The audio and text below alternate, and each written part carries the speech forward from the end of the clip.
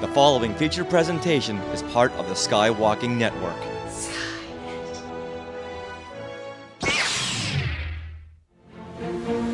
Happy 20th birthday, Star Wars celebration! Woo! And also, 20 years of the Phantom Menace. It's so surreal to me that Phantom Menace is 20 years old. And then you have the end of the saga with Episode 9 coming out, so it's a really great way to celebrate the Skywalker saga. Please welcome our host, Stephen Colbaugh!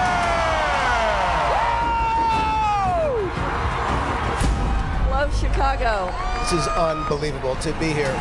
All the other countries around the planet, I want to give you a big wave. How did I find Lando again? Lando never left me. Who here wants to see a teaser trailer? Are you guys excited about finally being able to step into the galaxy of Star Wars? It is beyond your wildest dreams. It'll be surreal because it looks exactly as we've imagined it would look. A Star Wars VR series, Vader, Immortal.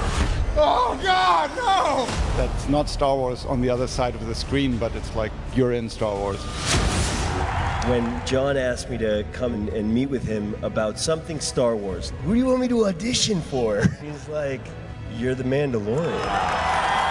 What? Everyone's favorite Gungan, Ahmed Best! Yes, I am very famous, yes. Me and my husband and my daughter, we all build Star Wars Legos together all the time. Can't wait for Jedi Fallen Order. It seems like it's going to be amazing. This is a Jedi fantasy story game. It's only every kid's dream ever to be a Jedi.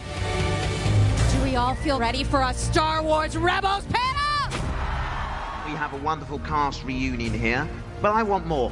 This is the time that we should show a trailer. You're kidding. The women in Star Wars have always been amazing to me because they were something to aspire to.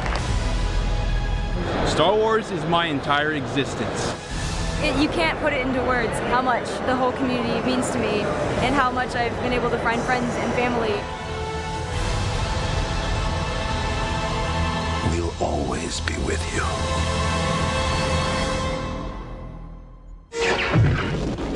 Are you ready? Off to Neverland. Here we go. A long time ago, in a galaxy far, far away. To all who come to this happy place, welcome. Disneyland is your land. When I first made Star Wars, everybody in Hollywood said, well, this is a movie Disney should have made. You're more than just fans. You're family. Best day ever! Secrets lab. It's about family, and that's what's so powerful about it. Hey. When you use a bird to write with, it's called tweeting. When we visit the world of Disney, we never grow old. It's a Peter Pan, Never land that keeps us young in heart. This is Jedi Master Obi-Wan Kenobi, and you are skywalking through Neverland. I have a good feeling about this. Hey, Skywalkers! Welcome to Skywalking Through Neverland! Are you ready to hear all about Star Wars Celebration Chicago? Woo! So we're going to go around, we're going to talk all about our convention experiences, our adventures, and you know what, very quickly, let's go around and say who we have right here, right now. Some people may leave because they have autograph sessions or panels, and some people may join us, don't know who that is, but we'll grab them as they come along. But right here, starting on my right, we have Mr. Matt Clifton. Hey, guys. The dude. Oh, and Gabriel Colbaugh. Hi, good to see you all again. And on your right, we have Chris Alexander. Hi, Chris Alexander, Star Wars Origami. Star Wars Origami, there we go. And Nitzan Harrell. Hello. And then coming over here, we have someone else who lost their voice, Mr. Dan Secret Squirrel Berry. Let me tell you something, brother. I'm going to get him in the ring. No, this is what I sound like after screaming for Ahmed Best. You know what? If you're going to lose your voice at any time, it's screaming for Ahmed Best. Best. I love you. And then we have Din, lead singer of the band F105, who crushed it at our podcast stage show. Hey, Din. Hey, that was great. I'm also made infamous by the being the guy in shades on the Fanboys van. You're all over the place. And then on your right, we have Mr. Gabe Bott from the Blast Points podcast. Hey, good to be here. And if I sound weird, I think I lost my voice like 3 days ago now, and it just keeps getting worse. So hopefully it'll come back someday. And now we have Jason Gibner, also from the Blast Points podcast. How you guys doing? Yeah, my voice, I lost it on Friday, and it's somewhere. My voice is still sitting in front of the Star Wars show stage somewhere. So. Matt, make a note for the next survival guide. Yell from your diaphragm, okay? Yell from your diaphragm. You'll save your throat, because I've been screaming all weekend long. It's good. You're not kidding. Diaphragmatic breathing. And who else is here? Well, we have my sweetie wife, Sarah. Yeah! I'm here. My voice is not lost. I'm actually quite proud of myself that I did not lose my voice this time, even though I was yelling and screaming at these panels. Diaphragmatic breathing. Yes. Oh, okay. So this is celebration, you guys. It's the last day of celebration. But we got a bonus day. Woo! Yeah. Because it's Monday. Yeah. So should we go around and just share like a favorite moment? A favorite personal moment or a favorite moment? Because for me, that's something different. I think a personal moment personal while moment. we're all here. All right. And maybe Dan, why don't you start? Dan raised his hand first. Yeah, unfortunately I have to leave pretty soon. But my favorite moment was finding out my flight was canceled last night, and I had to spend an extra day here with you guys. Oh, look at Silver Lining, Mr. Silver Lining. Yes. So I got to scream my head off for Mr. Ahmed Best this morning. And that was really fun. So I lost my voice completely. I love that you, Richard, and you, Sarah, do this every celebration. This debriefing is like the first thing I listen to after every celebration, every time. And having you guys in my ears makes me so happy. So that was my favorite moment out of countless moments that I've had, thanks to the Force.net and the ForceCast that brought me here this year. And hey, Internet, what's up? And I got to be reunited with old friends and make new friends. And Din and I have a bromance now. So that's awesome. And we keep running into each other. I think you might be stalking me, but I'm okay with that. So I just wanted to say I love you guys. And I wish I didn't have to, but I have to run, and I love you so much. So Yeah, before we leave, I do need a big Dan Bear hug. Oh, yes. Which is different from a Wookiee hug. A D-Bear hug is more physical. Oh. All right, so I'll catch you guys in a minute. All right. Nitzan Harrell, you have a microphone. Yes, I do. Give us your a personal moment. Well, there were many personal moments. There was a moment yesterday when I was waiting in line outside for The Mandalorian, which I did not get into, but I bonded with a group of people standing under a tent. I was there. Hashtag house tent. Hashtag house tent. We had a very a cold moment when we were standing in the snow for many hours. Frozen in snow. I and think my thumbs are still a bit burnt. It was something special. We bonded with Mike, who works for Reed Pop and is the security guy. Saw Mike this morning. Yes, I did too. I said good morning. It was very nice. It was special because it reminded me a lot of the times that I would spend in line overnight bonding with people, which I didn't really get this celebration. So that was my bonding moment. Nice. All right, Gabe Bott. Oh man, there's been so many things this week, but I think the biggest one is just getting to meet a lot of people that we interact with over social media that feel like friends, but when you actually get to see them in person and put faces to them and everything, it's really great to know that they're real people and get to interact with them. So it's been a lot of fun just to getting to know everybody and meet new people and meet people that we've known for a while. So how do real people differ from fake people? Well, fake is on the internet. Yeah. Oh, okay. Yeah. They actually have three-dimensional form to them. They have a and pulse. Sound comes out of their face when they talk. So. Maybe they drink a little bit. And they may drink a lot. So, yeah. Okay, what was the greatest response you had gotten for your very popular show, Blast Points? Someone came up to you and said, it almost made you cry. What was that moment? Somebody posted a picture of us at the Phantom Menace panel from the other side of the arena and said, "We found you." Zoomed in. We might be stalking you. With a zoom in, and an arrow pointing to us. Nice. Yeah. All right, Jason. I double up on everything Gabe said. Meeting everyone has just been awesome. Like real people, versus just voice on the internet, and just, you know, being able to look people in the eye and thank them for listening while they thank you. That's just great. And aside from everything Gabe said, the prequel love has been enormous here, and as a couple lifelong fans of episodes 1, 2, and 3, we just got out of the Phantom Menace panel, and that was just a love fest. And all the Phantom Menace toys are like out in front. When we walked around on Thursday, we're like, oh my God, look at all this Phantom Menace stuff. And then when we were walking around yesterday, even last night, it's like, boy, a lot of this Phantom Menace stuff moved. It's come full circle. And we went to the Clone Wars panel yesterday, and we'd never been able, in all of this, our 5th celebration, never been able to go to like a Clone Wars panel. And yeah, I know, because we've always been going to these other stuff, and with the overnight lines have been too exhausted. And the outpouring of love for Clone Wars, and to be in that audience, we'd never experienced that before, and it was like, okay, yeah, all right. Nice. Now, speaking of Phantom Menace toys, did Sarah ever give you back your Sebulba squishy? I walked, what, I don't even know, what night was that? Was that Saturday? Saturday night. I have a picture. I walked out with the Sebulba squishy. Okay. Oh, yeah. You got it back. Memories are hate. I don't even remember what night that was, but yes, I still have the Sebulba squishy. Yeah, he got it back, but I got a picture with the Sebulba squishy, and that's good enough for me. Anytime you need it. Yeah, this is at the podcaster meetup on Saturday, yes. And Sarah took your squishy, and I thought, oh, he's never going to get that back. Never. But somehow, I don't know how you did it. Later on, tell me what your secret is, because she takes things of mine all the time, and I never see him again. All right, Chris Alexander. Hey.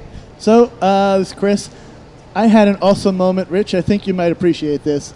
Bit of history. Rich and I knew each other back in the 80s, and then we both moved to California in completely different paths. Bumped into each other at a bookstore when I was doing a signing. Do you remember the girl that we were talking to? The girl who almost died? She had almost died, and she'd used my book to regain her motor skills and her mental faculties. And she was like, I'm really sorry about the way I'm talking. And the two of us looked at each other and went, are you kidding? You speak better than most of us. Right. Well, I had a similar experience at one of my panels. Was it 2 or 3 days ago? A 9-year-old boy named Sully. Same thing, brain cancer survivor. And he used my book. And he and his dad worked through my book using the origami to regain his motor skills. And he wanted to thank me. It was that same thing, that same, I've touched your life. It was the most amazing feeling. Wow. That was cool. Yeah, I do recall being at that bookstore when that girl came up to you and said very, very shyly that you saved her life, because all she had was a Star Wars origami, and that really connected all her motor skills once again. Yeah. You and I both stood there for 10 minutes just staring at her. Practically in tears. tears. And then she got freaked out and left. Yeah. So this kid is amazing. His name is Sully. Quick hi to Sully if you're listening. I'm really proud of you. Good job, kid. That's a great moment. Matt Clifton. You're going to make me follow that? Yes. Oh, yeah. Come on, top it. I can't top that at all. Are you kidding me? No. But, okay, so favorite personal moment. Wow. Too many to count, but it's just probably it was the Tuesday or the Wednesday, even before the con happened. I came here just to roam the hallways and scout the area, right? Like I always do. And I'm wearing my jersey and my hat, of course. And a lot of people know me by my hat because they'll see my pins and all that. And oh, hey, there's Matt. And constantly I'm just walking and I'll feel a hand on my shoulder and I'll hear a voice say, I knew that was you. Or Jonah Marie tapped me from the behind and she said, I could spot your hat a mile away. And it was just like that the entire time. And it's great. And people are giving me things. Why are people giving me things? Why are people? You're Matt Clifton. What does that mean? I'm not part of a podcast or anything. It's just. You are. You're a Skywalker. Oh, thank you. But it's just, it's really humbling and it's really touching and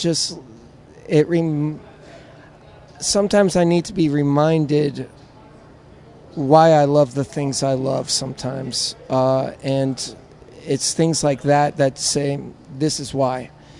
And just seeing everybody and just feeling the constant love is a big recharger, and it's overwhelming. And I can't fathom ever missing a celebration, never missing this feeling. So, I hear that. And you know what? I usually wait till the end to share my favorite moment, but that kind of dovetails off of you. We were actually in the arena yesterday waiting for, what was it? The Mandalorian panel was yesterday. And I was upstairs buying our merchandise from the Celebration store because they had merchandise right there from the store that we wanted. Like, it was in the Celebration stage. So I was up there and I just purchased it, and this woman came up to me and she was like, "Oh my gosh, are you Sarah?" And I'm like, "Yeah." And she goes, "Oh, you're like, I listened to your show and I'm so excited to meet you." And I asked her why she really particularly gravitated toward me and on the show, and she said that it was because I wore my fandom on my sleeve. Like, I wasn't afraid to like dive in and be excited about what I loved. And I think, Matt, that's kind of why people give you things, because you're not afraid to be excited about Ahsoka and any other thing. You know, like, if you like go all in on something, I think that inspires people. And her name was Sarah, so I thought that was fun too. So that was like one of my favorite moments, was that she had come up to me, and she was younger too. So she said that I inspired her to like, embrace her fandom more, which I thought was really amazing. So I loved that. Oh, very, very nice. All right, Gabriel. So I helped with the multi-club booth, because this year all the major fan groups got together to work together for a common cause and a common presentation. And I helped on the Saber Guild side. And it was incredibly stressful leading up, all kinds of last-minute changes, things that just happened that we weren't expecting, even throughout the show.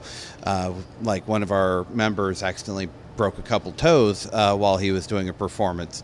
But he's in high spirits, and it's really nice, because not that breaking of the toes was nice, but to kind of piggyback off of what my fellow Gabe said, just meeting members from Italy, from Peru, from Argentina, from Costa Rica, from all over the world, and having just that experience of meeting the people. But I will say one specific thing to really help set the tone for my celebration and to calm me down was actually seeing Richard chasing Matt in a video after they did Media Day with Saber Guild, and after they learned from Amy and Kay and Ash. And you posted that video, and it was just like, okay, everything is going to be okay now. And the thing is, Matt had no idea what I was going to do. He just saw me charging at him with a lightsaber, so he just took off. Yeah, no, it gave me the laugh I needed to help calm my nerves, so thank you for that. Nice, very, very nice. See, Matt, you bring smiles everywhere. For me, I'm going to say it's very cliche, and I don't care, but it's the people who come over to me and to us, to all of us, and say, I listen to your show, it brings me smile, it's entertaining, I love it, what you do it really gets me through my work day, those kind of reactions. Basically, thank you for what you do. Yes, but when they say we can hear all the hard work you do, it's like, thank you very much. I really, really appreciate that, because when you're up at 3 a.m. trying to make an edit work, it's like, oh, who's going to notice this? Well, you know what? Those 3 a.m.s do count, because people do notice that. They add up. Yes. And after all these months of planning, then being on the podcast stage show and seeing people react to all the moments was really, really thriving for me. I love that. And hearing everyone's reactions to things, and everything had done so according to our design. That sounded evil, didn't it? Yeah. Now we do have someone else here. Is Raynald, Gobeil. Yes. And we're going through our favorite personal moments. I assume so, the of expo. this celebration, because I just ran behind because I just met Donald Faison, which was a huge interaction, and like he was a bit late, and like he was so nice though, and I was just over the moon. But that was not my favorite moment. I came into town on Thursday, and my flight was delayed over 5 hours, and I missed Thursday completely. But I was able to do the bash with you guys, and I met other friends, and that was just so unbelievable. So the bash was the highlight for me, and finally meeting Din. Yeah, in person.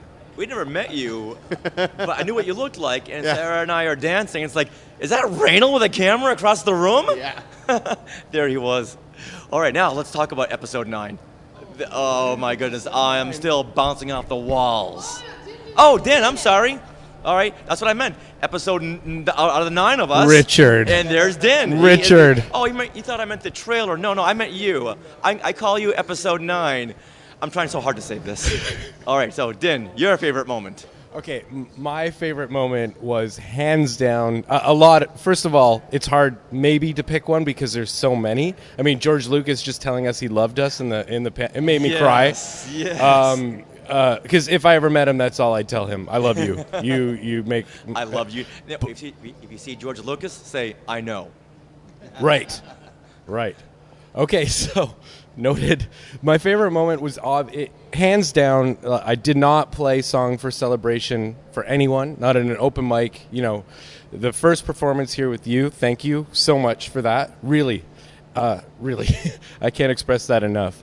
But the video, I'm always critical of performances. I'm not. That went off perfectly. I loved it. It felt right, and then I felt the emotion communicating to the room, and that's what I live for. That whatever that the force is that happens between audience and performer, that's what I live for. And then Amanda Bond came up to me after, and I never met her, and I didn't know who it was talking to me yet, but she was tearing up, saying that your song made me cry, and then she just started to bawl. Oh. And that was a first for me, and I will never forget that for the rest of my life. First time I saw my music make someone cry, yeah. And I can't thank you enough for debuting your song, and everyone had a great time with it. And thanks to Chris Mocht for his percussion work. So once again, for everyone who volunteered for this podcast stage show, and for you who debuted your song, I can't thank you all enough, because we never could have done that without everyone's help. Now let's talk about the rise of Skywalker. We've passed on all we know. 1,000 generations live in you now. But this is your fight.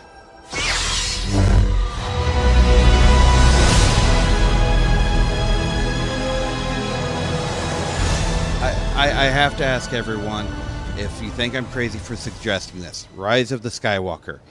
I think it's a title and not referring specifically to either Rey or Ben. Whoever ends up being it, they're still I think Rey is still going to be a Jedi, but it's referring to her becoming the Skywalker as opposed to just Jedi Master Rey. Like a superhero name. Yeah, like a legend following her around as the Skywalker who helps the galaxy. All right. Who else is on board with this? Matt? Oh, yeah, 100%. Jason? We're agreeing with what you said. It's the Jedi Order is no more. The Skywalkers are the family, the group that will probably eventually take down the dark side, bring balance to the Force, who knows what. But also, if you look at each Star Wars trilogy, Lucas wrote from what he knew. The original trilogy was him leaving home. The prequel trilogy was related to Lucas at that time that he wrote them in the late 90s. And even though he's not directly heavily involved, as far as we know, in the sequel trilogy, what's been the most important thing in Lucas's life since Return of the Jedi is children, his adopted children. And Rey is already an adopted member of the Skywalker family. And if she perhaps makes that official, and she doesn't have a family, she doesn't have a last name, and if she says, my name is Rey Skywalker, though I'm not by blood, I am a Skywalker, because I am forever linked to this family. And that's honoring Lucas, it's honoring what's important to him, his children. And that would be, I think, a very interesting touch. Okay, that's a fun spin. Gabe? I agree with what Jason said. When I first heard this going around, I thought, no, because Luke Skywalker always was my childhood hero. He was Luke Skywalker. Now, if everyone's got the Skywalker name or a title, it doesn't mean as much. But I think it's one of those things I'll have to get used to if it does happen. But I wanted Skywalker to just be the Skywalker family. And when it goes, even with The Force Awakens, I was like, well, Rey's got to be a Skywalker, or she's a Kenobi or something. When anybody can be the hero. Anybody can be the Jedi that saves the universe. You don't have to have a last name. You don't have to have a title. And I think that's an awesome message. Well Or that anyone can be a Skywalker, that, if you work towards it, or, you don't have to be born into a family to be part of a family. So anyone can be a Skywalker. Yeah, I think it's a good thing it's a good message, and it fits the story.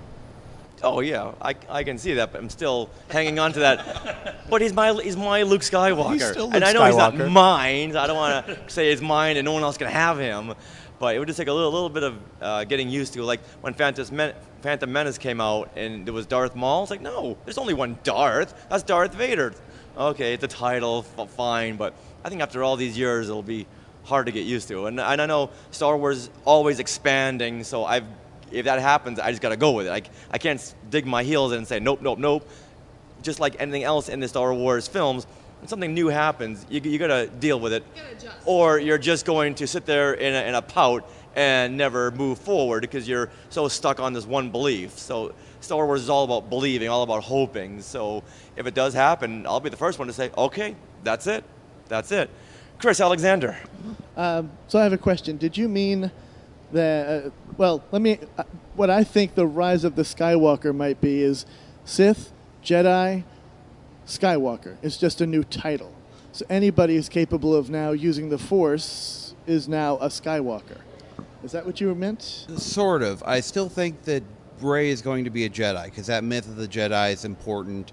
And on a little bit more of a practical side, the branding is important. Because they've made a big deal. Kylo is not a Sith. We're getting away from that. But they've still made a big deal about, the Last Jedi, and that Rey is the Last Jedi. Now, whether that means that it's going to be a situation where she refounds a new order, which I think would be, I was kind of hoping that maybe Carrie Fisher would have still been around. We all do, and that Leia would help Rey refound a new Jedi Order.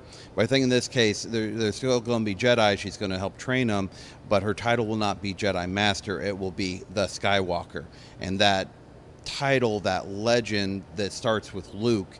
Because Luke will live on forever as the Skywalker. You see that at the end of Episode 8.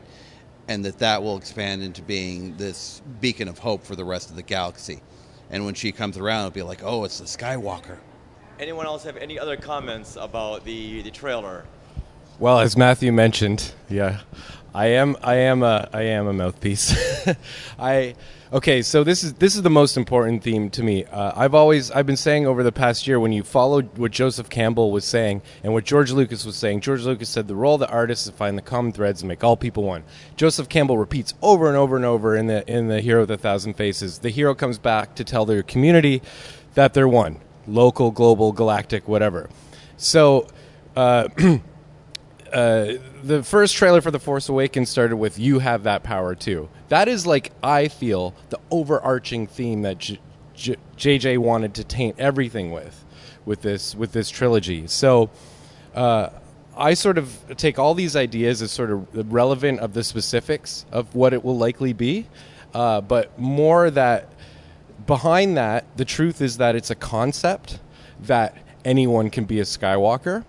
Rey, that broom boy, us fans. And so it's like the rise of the idea of what Skywalking means. I could almost see a scene at the end that would reflect Rian Johnson's, where a broom boy type scene.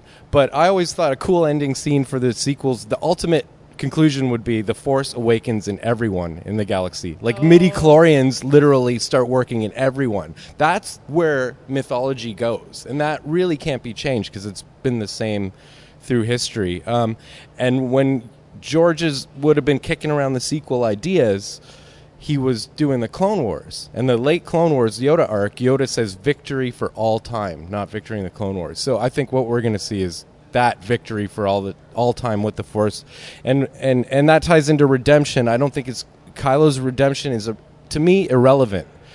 Those cycles have been going. This probably Palpatine's the arms dealer behind everything. Vader's redeemed, but the wars go on. The whole community, the whole galaxy needs to be redeemed as one. I think that's what I want to see. And then also, I don't know if anyone mentioned, but as a specific Force ghost, Luke. Like, we've been seeing the Force Ghost get more corporeal. So where's Luke rising to? We saw him fall. Now we have to see that rise. Yeah. I really like what you said, like, the rise of Skywalker as the rise of an idea or a concept rather than a single person. And I think the way it's worded really speaks to that. Yeah. If it's rise of the Skywalker, you're talking about a singularity. Exactly. Right. But the rise of Skywalker, it's like Skywalker can be anything. So I think that's really funny how everyone's kind of getting it wrong out there. Like the minute the title was announced. You mean like the Lucasfilm executives? Oh, really? On Twitter? A lot of tweets came out from Lucasfilm. The Rise of the Skywalker trailer just dropped. What do you think? Yeah. To our ideas, right? Yes. Our concept of what Skywalker is at the moment. Yeah. Is there a chance, do you think, that they're actually talking about Kylo? Because he's an actual Skywalker? He can be now. Yeah. I actually don't think so. That's like the furthest from my mind. Jason. It's interesting in the end of the trailer, and I'm sure you guys have noticed, when the title comes up at the end of the trailer, and as soon as the word Skywalker comes on, it's Kylo's theme. But instead of it goes dun dun, but instead of going dun dun dun, it goes up. Yes, it does. Instead of going down.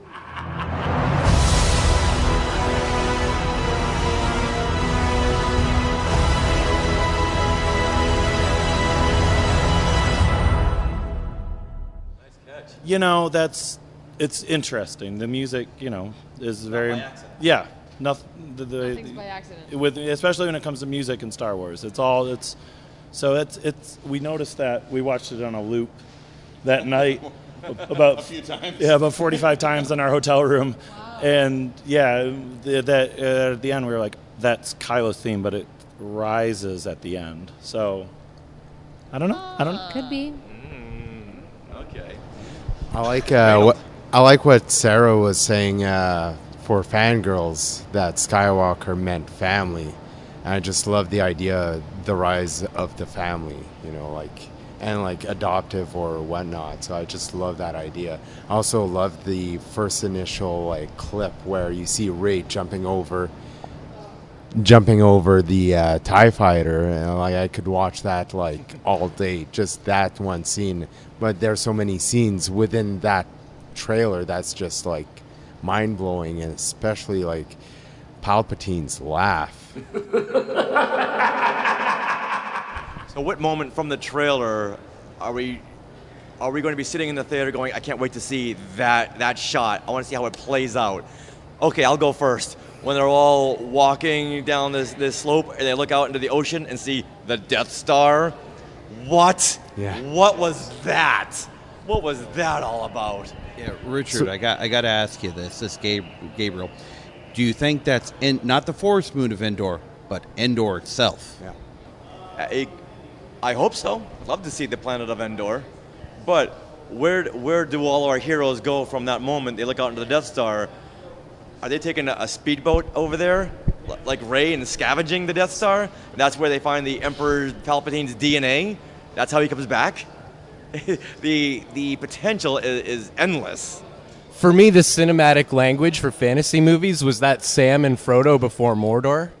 That is Lord of the Rings. That is Harry and Dumbledore before the cave where they go to destroy Horcrux and it's echoing that, I think, on purpose. They're going to find something that has spiritual dark significance that they need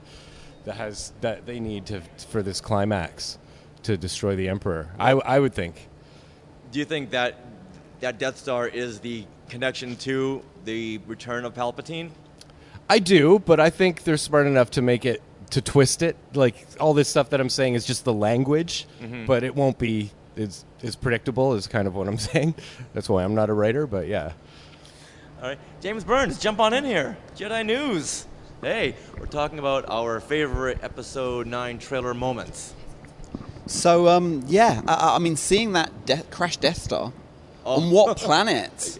Yeah. I mean, it looks very much like Endor. Yeah. And if it does, I mean, the return of the Ewoks. Yeah. Oh, yeah. The only thing that worries me about that, though, is that there were lots of similarities drawn between The Force Awakens and A New Hope.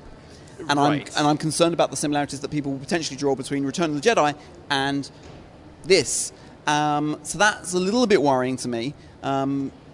Is JJ playing it safe with that? I don't know. I hope not. There was a lot of duplicity in Episode 1, which we're celebrating the 20th anniversary from. And, we had Sidious and Palpatine. And I think there's some of that going on here, if that makes sense. I think there's a little bit of duplicity in what they're saying and what they're telling us right now. And in terms of what we'll see on screen, I think it will manifest itself in a different way. At least that's what I hope. Lucasfilm leading us down a rabbit hole that goes nowhere? No. That does not exist. I think it does. You didn't sense the sarcasm. Yeah, but I mean it in a positive way. Yeah. Which is good, because then you'll have a twist. It's like, oh, I didn't see that. Oh my goodness, everything I built up didn't happen, and I'm so glad. I mean, none of us saw that happening in terms of the trailer and Ian McDiarmid coming back as the Emperor. None of us saw that coming. I certainly didn't. I mean, when I saw that silhouette walk onto the stage, I was convinced it was Mark. That's exactly who I thought it was. I thought Hamill was coming on the stage because he'd narrated the whole trailer, and that's who I thought we were going to see. And it took me a second to realise that it was Ian before he opened his mouth, and then we all knew it was Ian. But right. All right. Anyone else with Episode 9? Yeah. This is Gabriel again. I don't mean to dominate, but I don't think we're going to see Palpatine in a physical form. I think what we're going to see with that is they'll go to the remnants of the Death Star, probably searching for some MacGuffin, and not necessarily the Force ghost, but the presence of Palpatine is what they'll run into, as opposed to an actual puppet master Palpatine who's hiding off somewhere else. Sort of like in one of the comic books with Princess Leia, and you saw the presence of Darth Maul just when she goes to Naboo for the first time. Yeah, the Shattered Empire thing, because in Shattered Empire, the comic you're referring to, they also had those droids that had the Emperor with the final edict for the Operation Inferno. Yeah, to burn everything. Okay, Chris. I'm really hoping that as they hit the moon of Endor and they're scouting around, they're going to run into a 40, 50-year-old Sindel and Mace. That's what I'm hoping for. Those will be the new Skywalkers. Eric Walker is campaigning for that as we speak. Well, I would just say that once, in 20 years' time, when everyone's a little bit tired of Star Wars and the Marvel films are beginning to wane, and this is from my son. My son is convinced that Mace Windu is still alive, and he's hiding in plain sight on Earth as a potential agent of S.H.I.E.L.D. And Disney will, and Disney will do the ultimate crossover film, Marvel and Star Wars coming together. Potential is endless right there too. Yeah, between Vader and they're like, I'm the Star-Lord. No, I'm the Star-Lord. No, I'm the Star-Lord. Just the two of them going at it. All right, so how about some other panels? What were some other favorite panels? I'm already going to guess the Clone Wars. And I'm going to guess that Matt Clifton wants to start this one. Why would I? Thought on the Clone Wars? Why would I want to do that, Richard? Clone Wars. What's this? It's show, a very brand new animated show. series. Who directs it? Steve is his name, right? Yeah. Okay, Steve Coppola. Right. Yesterday, I tried to get into the Mandalorian panel, and I knew it wasn't going to happen, but it was fine because I got there for the Alan Tudyk panel, right? But most of us who are in the front of the line were there just to get our seats for the Clone Wars panel because they didn't empty the arena, right? So we got in there to get good seats for the Clone Wars.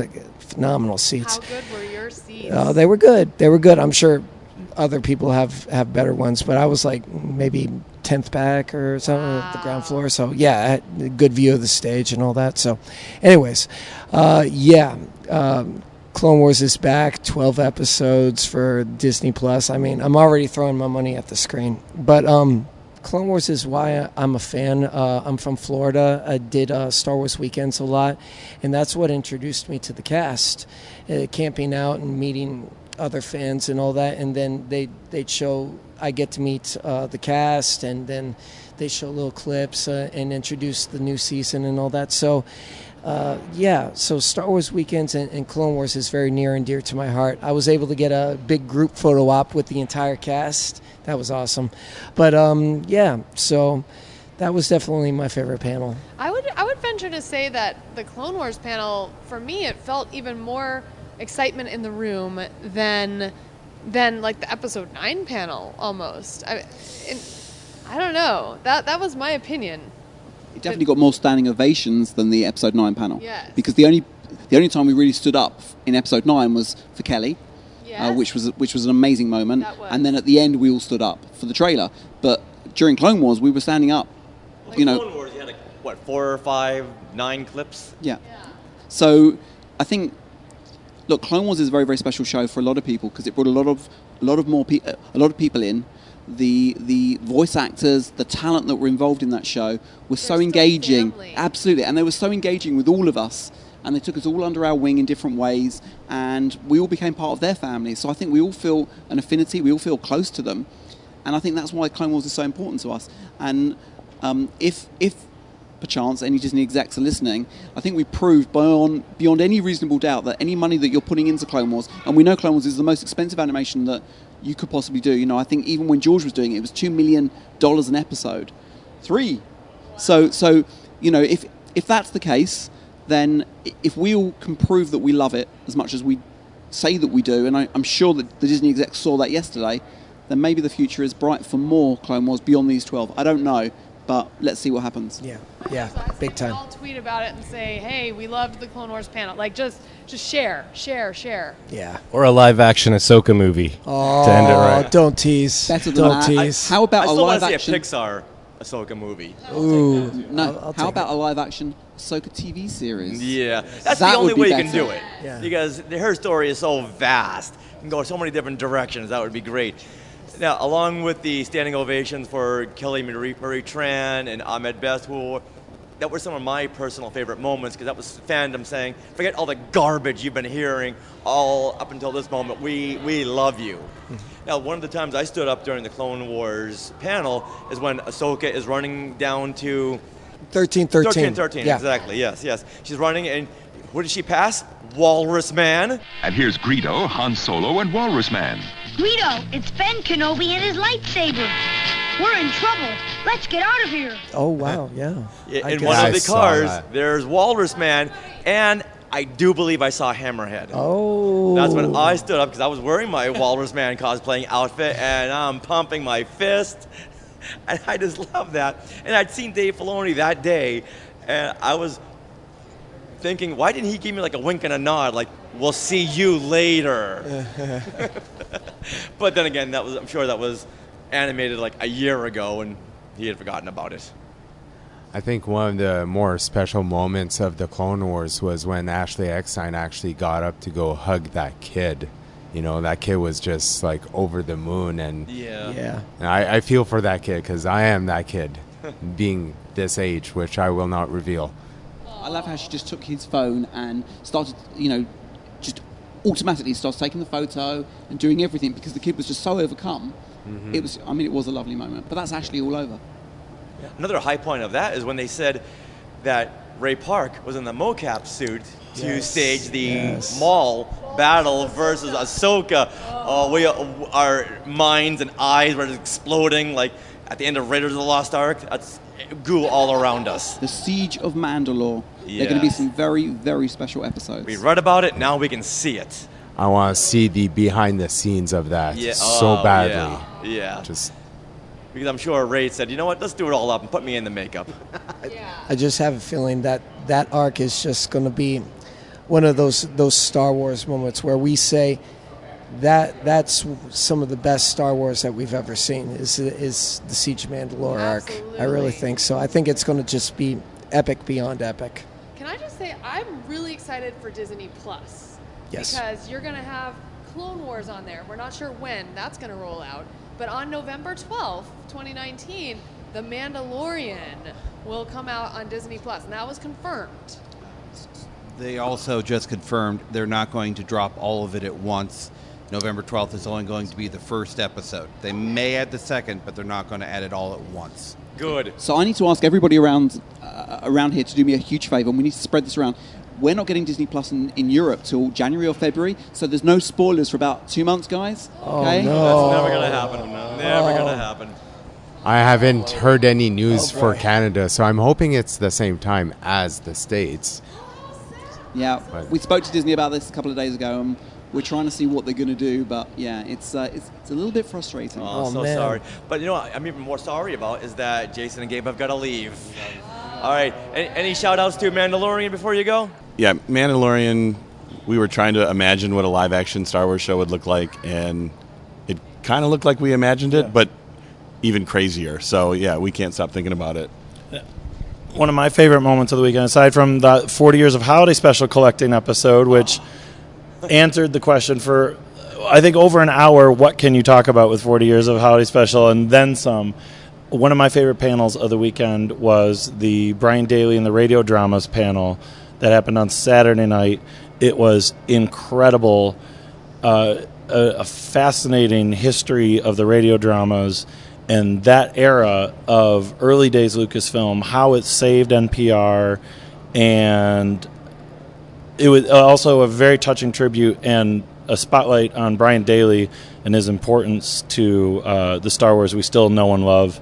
And they took a picture at the end of the crowd for Daley's family, just to prove that there are still people out there in 2019 in this crazy new era of Star Wars that still remember his name and his work and the radio dramas and his solo books and beyond. And yeah, they said that Lee Brackett was one of the contenders to write the radio dramas, but she was hired for after she finished Empire, she was to write a series of Leia books, which I had never heard before. And you know, and the hosts of the hosts of this panel just, they weren't going off any kind of notes, they were just talking, and they just dropped that in the crowd and everyone's like, what? Yeah, but it was just fascinating. It was just great to have a smaller panel about a niche subject that's very important and very fascinating still in this giant age of Episode 9 and, you know, all the big things that we know and love. That there's still little things in Star Wars that we love a lot too. Yeah, those are special moments when you hear something like, after 40 years, I've never heard that. No, Yeah, that's, I think, the biggest thing I think I took away from Celebration this time really is that even going into the Disney era and Celebration getting bigger and bigger every year, the fact that they're still doing the smaller stages with every aspect of Star Wars, the fan panels, the podcast stage, Jedi Order Japan, who we can't get enough of. Just the fact that all aspects of Star Wars are still being represented, even though it gets bigger and bigger every year. They're not afraid to do a small little panel because there's some subset of people that love this stuff, like the holiday special panel. So yeah, it was great. Before you take off, tell everyone where they can find Blast Points. Go ahead. Go ahead. So we are Blast Points. You can check us out at blastpointspodcast.com. We're on Instagram, Twitter, Facebook, all that stuff. We have a weekly show, new episodes on Tuesday, except for tomorrow because we'll be dead. So hopefully we can resurrect ourselves before the next week and there'll be a new episode. But yeah, that's us. Yeah. Thank you so much for having us. Yeah, thank you for inviting us. Thank you very, very much. Speaking of any more obscure panels, did anyone go to some kind of obscure panel that they were really interested in? I usually do the behind the scenes in the cantina, and those are always just such a blast, and like you learn so much, like the actual name of the cantina, Spaga, you know, but it's so like interesting, and like other obscure ones, I don't know, the Doug Chan was really fun, and what was the Doug Chang one about? That one was he was basically giving a class on how he uses technology and drawing. So if he would be at the airport, he still has an iPad and his pen, and he would just start drawing, and he's explaining on how to draw for Star Wars. You start and he still likes doing major drawings on Post-it notes. So that was always interesting. I caught him first time was in Germany, and that was just like, I've been trying to get every panel he's on because he's an amazing artist.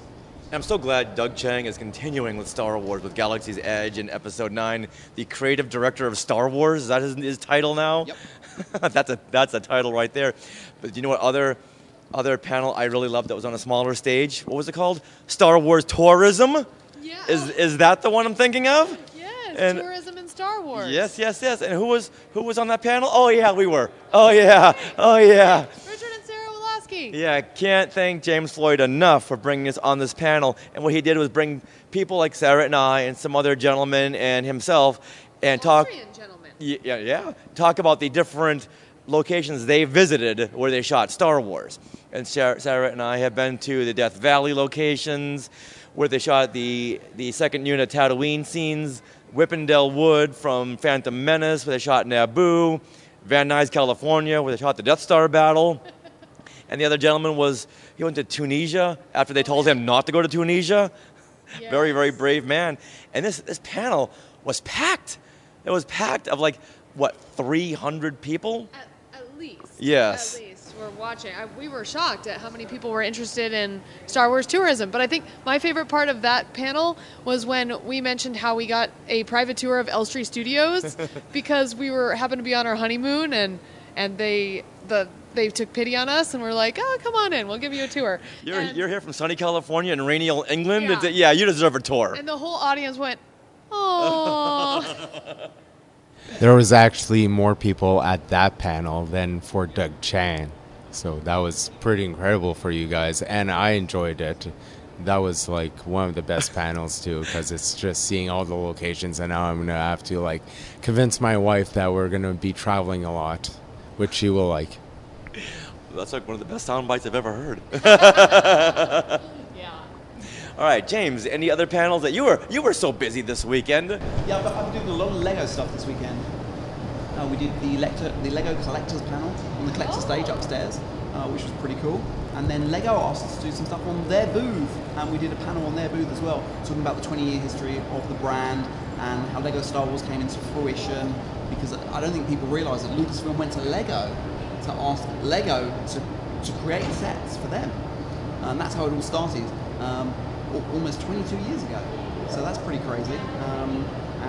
So that's obviously probably the biggest single licensing that they have at the moment. It accounts for roughly 65% of every product sold is based around the Lego Star Wars look and feel. Wow. It's crazy. Did they reveal any new sets? They did. So there was a 20th anniversary panel for Lego on one of the other stages earlier in the week, on Friday. I'm completely lost track of the days. And they brought over the designer Jens from Billund. Michael Price was there. Loads of the writers from the Star Wars games. It was a really, really good panel. And they revealed the brand new Tantive 4 set, which is coming out on May the 3rd. And then they announced they had 250 available here on site that had all been signed by the two designers.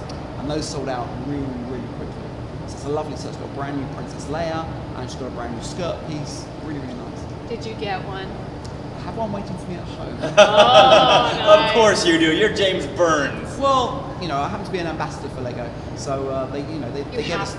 Well, they asked and I said yes. But, it's pretty good, and Lego is an amazing brand to work with and to spend some time involved with. And I was over there a few weeks ago celebrating Star Wars' 20th anniversary with them at the Lego House in Billund, which was an amazing experience. I spent a whole day with the design team talking about what's been and may come, and I'm going back to Billund in 3 weeks' time as well.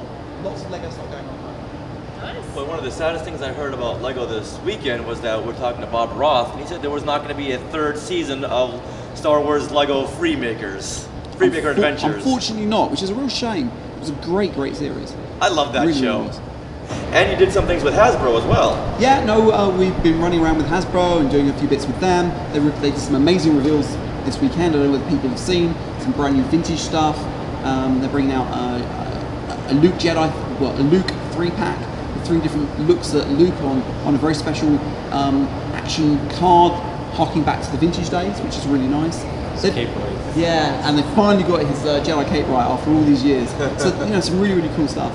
So yeah, it's been a great weekend. I mean, the floor is packed even today. It's crazy there, but it's good. Nice. Which is And I must just thank ILM for proving that they are really the masters of visual effects. I mean, they created the whole of Chicago with snow yesterday, and it was amazing visual effects. So well done to the folks at ILM. You walk outside and realize, oh, it's only CGI. It was projected. It was a visual effect. As cosplayers, I know. Oh, there was a ton of really fun snowtroopers dressed up, very excited. I've got a confession. Yesterday was my first time seeing snow. What? What? No way! Oh my goodness! No joke. No joke. Did you go outside and play? What did you think?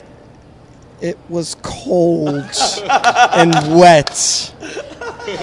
And it made my fingers hurt. And that was just a flurry, too. Yeah. Yeah, wait until you get stuck in a snowbank. Had we known this, we would have gotten this on a YouTube video. Same way we got details the first time trick-or-treating. I wanted to see you out playing in the snow. I'm like doing a U-turn, going right back inside. Awesome. Yeah, yesterday I said to Sarah, if there's one picture I really want to get is me in my Walrus Man outfit in the snow. Because when I think about playing with my Walrus Man and Kenner action figures, since it was always snowing in Boston, I equate the old vintage fake figures with playing in the snow. I'd always bring my figures outside and just play, and most times I'd find what I've lost in like April or May.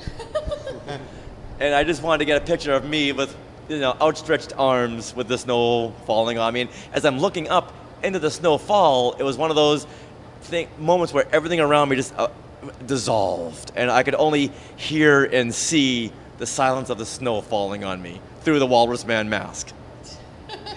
It's a very poetic picture. Yes. And then later on that night, I said to Sarah, before I get out of this outfit, because once you take off spandex, you ain't putting it back on. I gotta get a picture with Jim Swearengen, who's been on Skywalking to Neverland. He's the one who created all of the Kenner play sets from when he built my childhood. He was very much responsible for actually bringing the Star Wars line to fruition. Yeah, exactly. Without him, we probably wouldn't have had a Star Wars line. Which is why I was going to get a picture of me in Walrus Man with him, so I'm downstairs stalking him. And I'm telling everyone, James, I messaged you and I messaged Gus Lopez, tweeted about it, told everyone, if you see him, you've got to tell him I'm looking for him because I need a picture. So here I am just waiting downstairs in the bar, and little do I know he's like 3 feet away from me, but he's behind the sign of that restaurant with all the specials on it, and I didn't see him. But someone had told him inside the restaurant, there's a guy outside, waiting for you. So you got to go outside. And so he didn't go outside. Well, he was making his way outside. He just kept getting stopped. And then when I came in, he's like, "Oh, I was coming outside to see you." It's like, oh my goodness. Oh. It's a Kodak moment. It was. It was a very moment. That was one of your completion moments. Yes, I had to get that, and I did get it. And here's me with my outstretched action figures arms, and him with a blaster shooting me. And it was one of those pictures that, like, when I die, I want that picture in my coffin with me. What a morbid thought. So who else has got? Well, has anyone seen? Who wants to die with a picture? No. So along with picture of Richard with them in the coffin. Along with Walrus Man on Friday, I was Too Much Makeup Luke from the Star Wars Holiday Special. Yes. And I love doing that because the Holiday Special has got to be represented. And people would come by and be like, "So can I get a picture of you in your X-Wing outfit? Tell me who I am. You're Luke. Go on." And they didn't get it, but I had a framed picture of Mark Hamill with all the makeup, and they'd make the connection. Oh, okay, you're Luke Skywalker from the Star Wars Holiday Special. And that same day, so I had done his makeup and caked it on, man. I mean, you were orange. Fabulous. Yes. And so when the fangirls, we all had an interview with Ashley Eckstein later that evening, and you were the designated videographer, camera operator. And after we had interviewed her, she hugs everyone. It's Ashley. She's just, and she was like, "Hi," and she like started hugging you. And what was her face? Yeah, she would look at me like there's something not right about you. You're wearing more makeup than usual. But she's too nice to say anything. It's really funny. It wasn't just once. It was a couple of times. She just trying to put all the dots together, and I'll run with it. Sure, it's celebration. You be who you want to be. So I didn't dress up myself, but my friend Sue, who I was staying with, had two particular costumes that I loved. Yesterday she was Grandma Tarkin, so she's dressed up like a grandma with the Moff outfit. The day before she was Ruth Bader Ginsburg. So all up like Ruth Bader Ginsburg with the Vader box in the front and a lightsaber gavel. That's awesome. Matt Clifton, any specific cosplayers stick out in your mind? Or what about Ahsoka Lives Day? Oh yeah. Oh, go with that then. Ahsoka Lives Day. Yeah, that was great. I managed to get into a corner for it, and it's funny. I'm leaning on the thing, and I'm like, okay, I think I can be in the shot and all that. And this other girl gets in front of me, poses right in front of me, and I'm just. She's so happy to be there and all that, so I can't say anything and so I'm just kind of, if you see me in one of the pics, I'm like just all over this spot, just desperately trying to be in the photo, and she's just kind of leaning in further, and I think she said, "This is the best day of my life," and I'm just like, oh, all right, it's all good, because I can't say anything, and she's cosplaying as Ahsoka and all that, and she's having a great time. So, yeah. Did she not know who you were? You're Matt Clifton. Stop. But yeah, that was a great time, and going back, did I see any cool cosplays? I did see Hamilton Leia yesterday, and that was kind of cool. So yeah. Awesome. Was she wearing like a jacket, kind of like the pea coat thing? Yep. Nice. Yeah. Oh, I did see that. Wasn't sure what it was, but now I do. Okay. One of the most obscure cosplayers I had seen, going back a couple of months, Marcus Doring had put out on one of these Star Wars Celebration Facebook groups. He posted a picture behind the scenes in Tunisia, a boom operator wearing these little pink salmon-colored shorts, booming the shot where the land speeder pulls up, and Marcus said, all right, who's going to cosplay as this guy? And we met a guy who cosplayed as that boom operator. Very first night. Yes. He wasn't shirtless like the guy, but he wore a tank top that had a chest silk screened onto it, and he wore these little cut-off pink shorts, these salmon-colored shorts, and we're out there at Ahsoka Day, and I said to him, oh, come on over here, there's a camera crew. Just crash the crew. I want to get a shot of you booming this. And he went over there. This is almost naked guy walking in the middle of this video shoot with his boom. And he was with the ice cream man. Was he with the ice cream man? Right, yeah. Okay, but I just wanted to get a picture of him photo bombing, crashing this little video unit. And he had no bones about it. Okay, walk right up. I actually saw two of those guys. Did you? One was actually shirtless. Oh, yeah, but this guy I met, I asked him to crash a couple of video units, and he's like, okay, sure. That's a sign of someone dedicated to their craft. Yes. Ooh, so speaking of cosplay, I cosplayed as Captain Marvel Rey. Yeah, you did. That was yesterday, and there was some other fun mashups that I found. There was like a mermaid that she was like a fangirl mermaid, so she was Ariel, but like with Leia buns, like she was excited to be a fan of Star Wars, kind of a thing. And but the one cool thing was there was actually another Captain Marvel mashup, and we found each other, and she was a Mando Marvel. So she had the Mando helmet with the mohawk that Captain Marvel had, and then the Captain Marvel outfit, and it was really cool. It was neat. So we got a picture together. They had the Rey meetup last night. And Gabriel, tell us all about this. 150 Reys. There were 4 Episode 9 Reys. There was an Ariel Rey, a Han Solo Rey, the Cinderella Rey. There were only 2 Dark Reys. Amanda Bond was one of them. She's glad she wasn't the only one. But the best part was they lined them up. Of course, they had the littlest Rey up front, and they did the snap line. And I got video of it, and it took me 30 seconds to get through the snap line. Wow. That was a fantastic moment. Yeah, we ran into that at the end. Yeah, we were walking by. It's like, what are you doing? I know what you're doing. It was so cool. Now, speaking of Amanda Bond, you got to give her a huge round of applause for making all of those hoojib ears.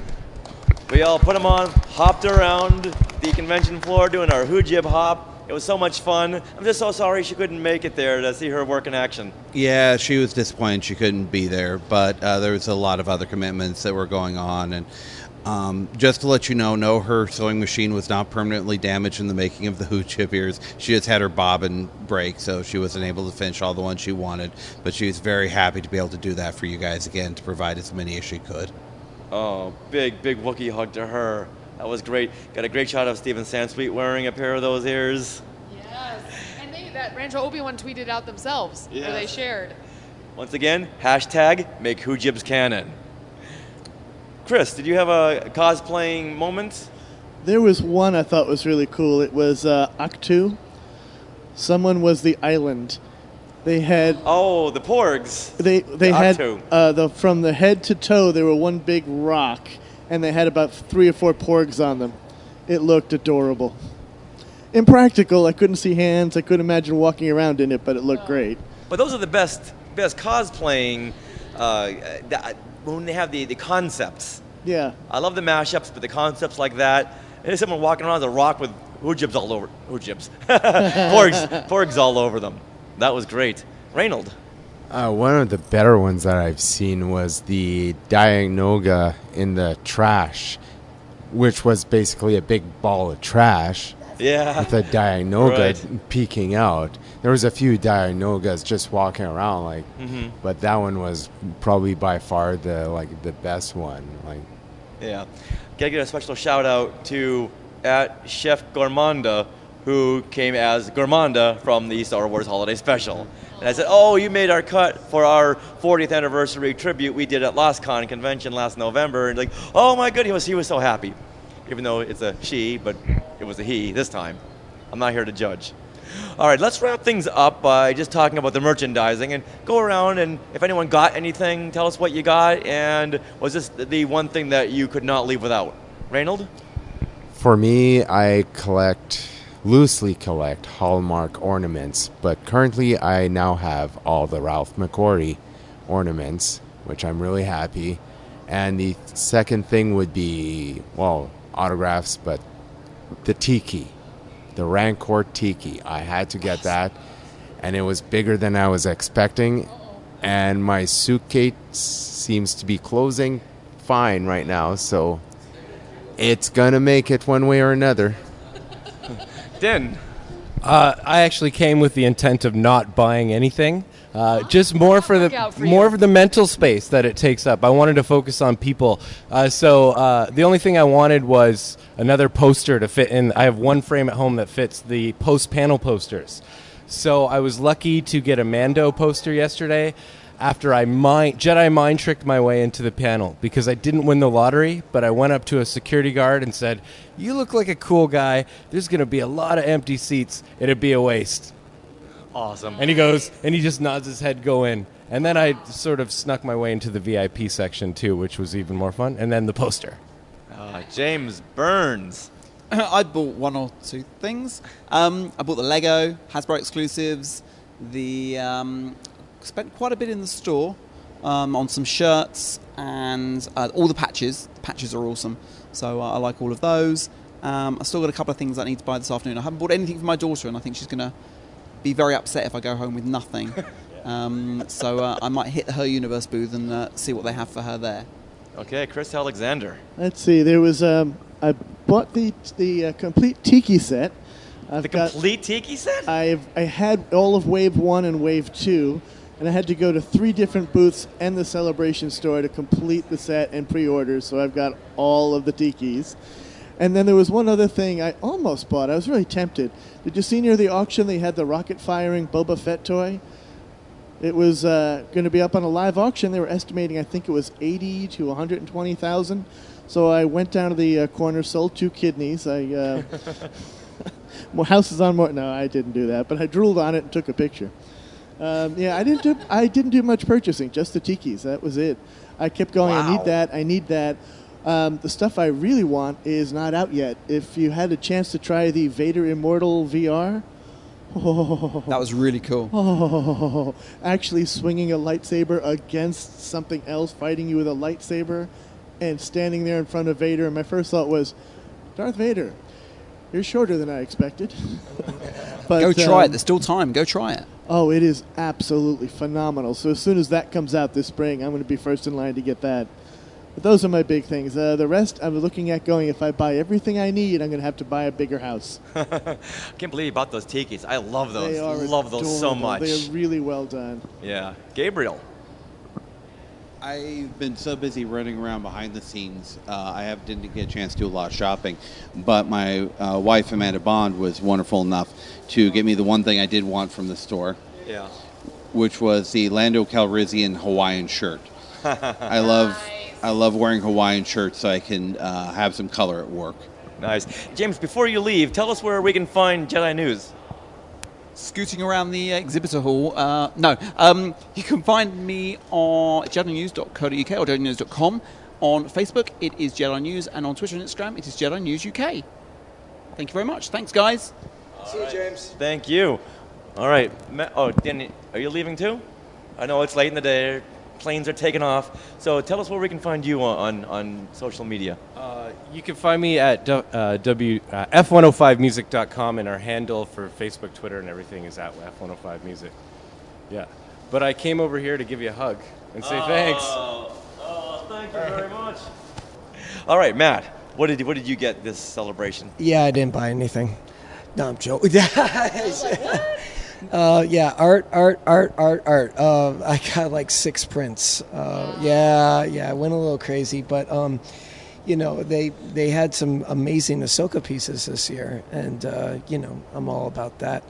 And some of my favorite artists were there. I was lucky enough to acquire Karen Hallian's print and all that, which sold out in 5 minutes. But what else? I got the one shirt I wanted, the Clone Wars Save shirt from the Star Wars store. Wanted the mural, Rebels mural one, didn't have it. I might swing by there later, might get lucky, who knows. What else? The only merchandise lottery I entered and won, actually, was the Lego. So I got that Lego Darth Vader exclusive. But that's not for me. That's on its way to Australia.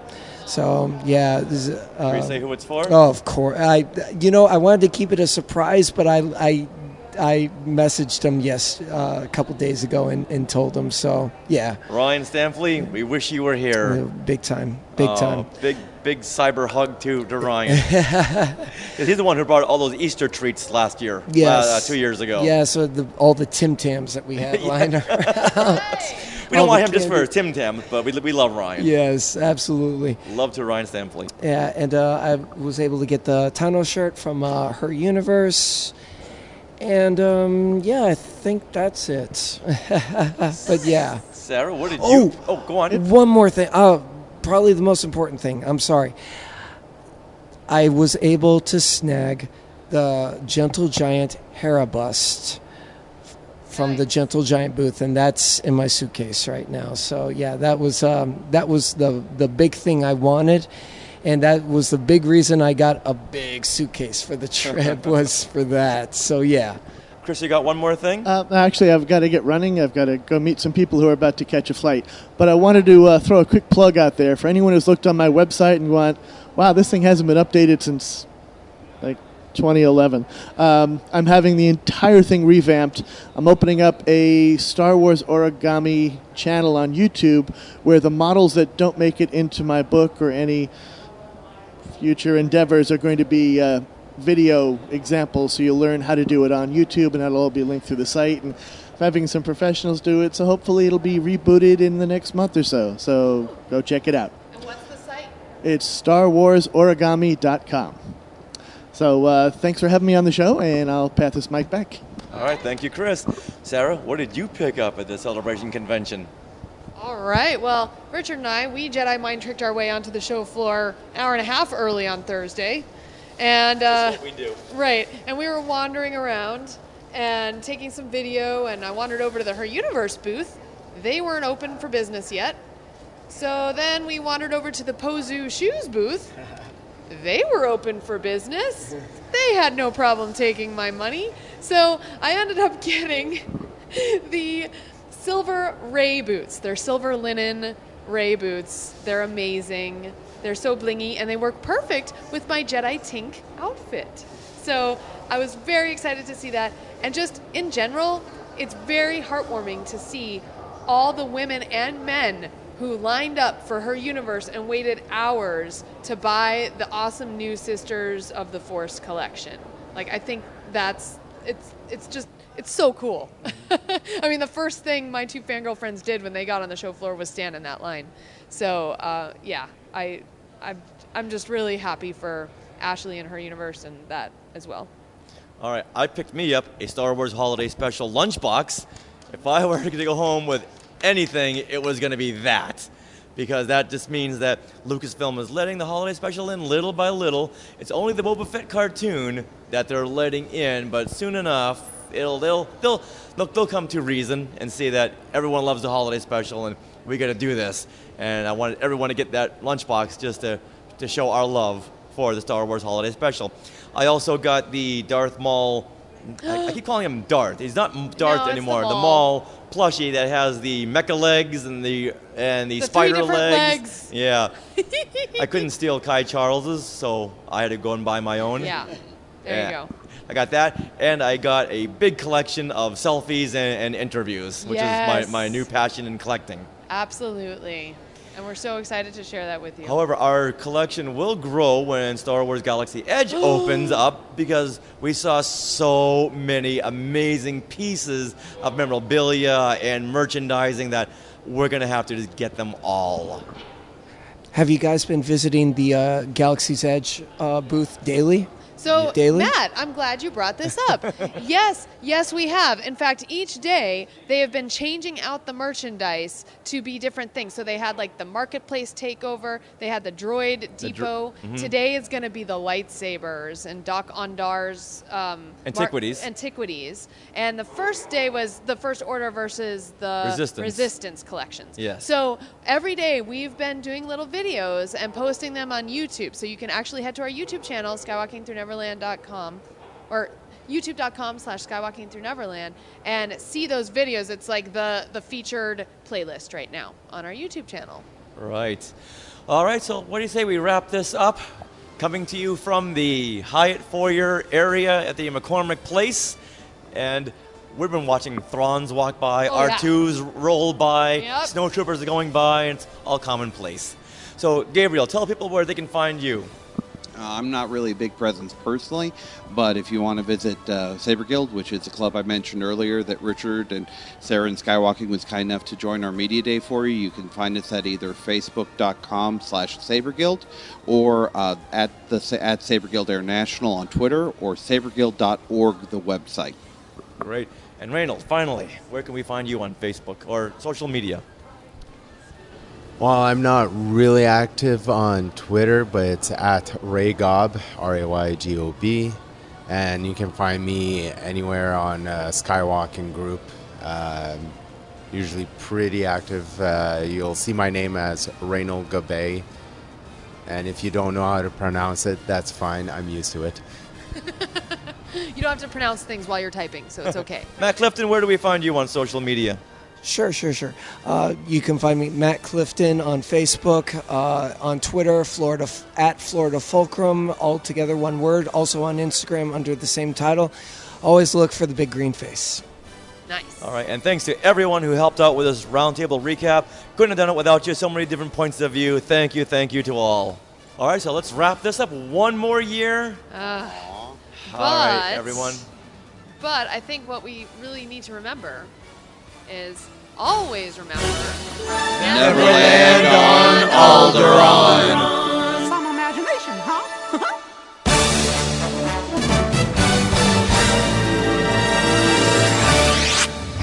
Or in Chicago when it's snowing.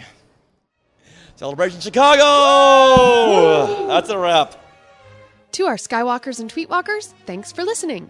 Skywalking Through Neverland is created and produced by Richard and Sarah Woloski. Original music by Rob Dellinger. Creative consultant Mark Augushowitz. Technical advisor Peter Heitman.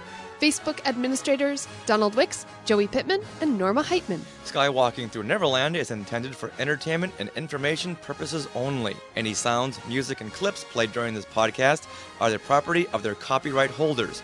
All original content is property of Skywalking Through Neverland, all rights reserved. Sorry, had to be said.